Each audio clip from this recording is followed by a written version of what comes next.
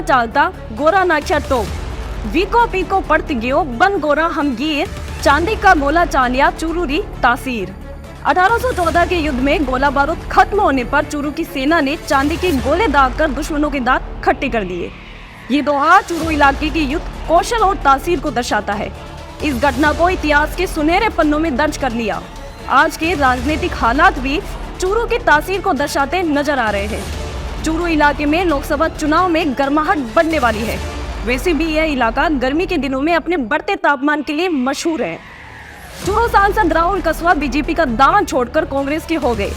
BJP ने अपनी पहली लिस्ट में चूरू सांसद कसवा का टिकट काटकर पैरा ओलंपिक खिलाड़ी देवेंद्र झांझड़िया को टिकट थमा दिया।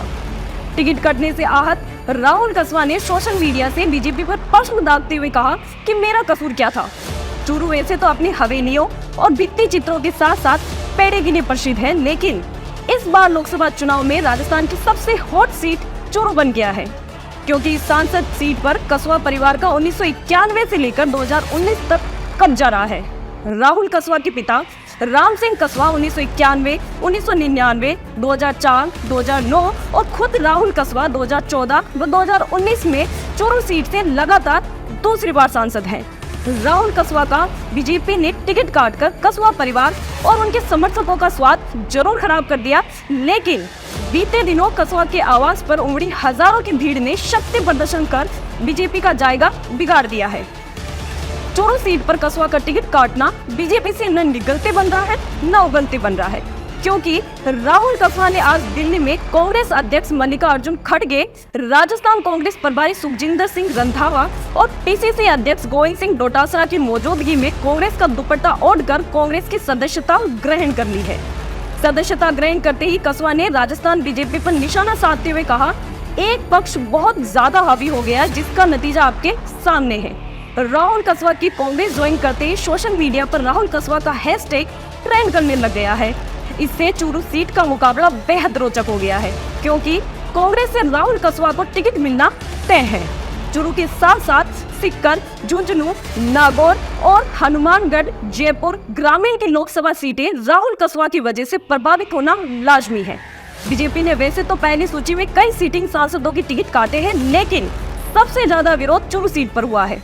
पूरे देश में चूरू लोकसभा का ऐसा टिकट है जिसका हजारों समर्थक विरोध कर रहे हैं, बाकी किसी ने चूँ की आवाज तक नहीं निकाली। कसवा ने इशारों में टिकट कटवाने वालों को ललकार भी दिया था। भले ही भाजपा में दर्जनों नेता शामिल हो रहे हैं, लेकिन चूरू का टिकट और राहुल कसवा का कांग्रेस ज्वाइन करना भाजपा के लिए कहीं 25 की 25 सीटें जीतने का रिकॉर्ड टूटना चाहिए। आइए आपको बताते हैं चूरू लोकसभा सीट के कुछ समीकरण, जिनको जानने में आपकी दिलचस्पी होगी। 1977 में चूरू लोकसभा सीट स्वतंत्र रूप से अपने अस्तित्व में आई और झारखंड जनता पार्टी की टिकट पर दौलतराम सारण पहले सांसद बने। इस सीट पर जाटों का दबदबा रहता है। चूरू में इस बार राजस्थान बीजेपी की दिग्गज एक राजपूत नेता और कसवा परिवार के वर्चस्व की लड़ाई होगी। 2019 के लोकसभा चुनाव में राहुल कसवा ने कांग्रेस के रफीक मंडेलिया को 3,34,402 वोट से पराजित कर चूरू सीट पर बीजेपी का कब्जा कायम रखा था। कसवा ने 2014 में अपनी निकटतम प्रतिद्वंदी बसपा के अभिनेश महर्षि को 2,94,739 वोटों से शिकस्त दी थी।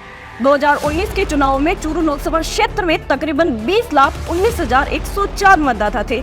चूरू लोकसभा क्षेत्र में 8 विधानसभा क्षेत्र हैं, जिसमें नोहर, तारानगर, सरदार शहर, रतनगढ़ और सुजानगढ़, इन 5 सीटों पर कांग्रेस का कब्जा है। भादरा और चूरू सीट पर बीजेपी के एमएलए और एक सीट साधनपुर पर बसपा जीती हुई है। इन समीकरणों का आकलन किया जाए तो बीजेपी की राह इस बार कसवा के कांग्रेस ज्वाइन करने से आसान नहीं होगी। 2024 में चूरू की जंग चांदी के गोलों से तो नहीं, बल्कि जुबानी बारूद से होनी तय है। आपको ये स्टोरी कैसी लगी, आप हमें कमेंट बॉक्स में अपनी राय देकर बताएं। इसी प्रकार की खबरें देखने के लिए देखते रहिए मरुधरा टुडे का चुनावी दंगल कार्यक्रम। देश, दुनिया और शहर की खबरों की जानकारी के लिए देखते रहिए मरुधरा टुडे। मरुधरा टुडे के चैनल को सब्सक्राइब करें, नीचे दिए गए बेल आइकन को प्रेस कर लाइक, कमेंट और शेयर करें।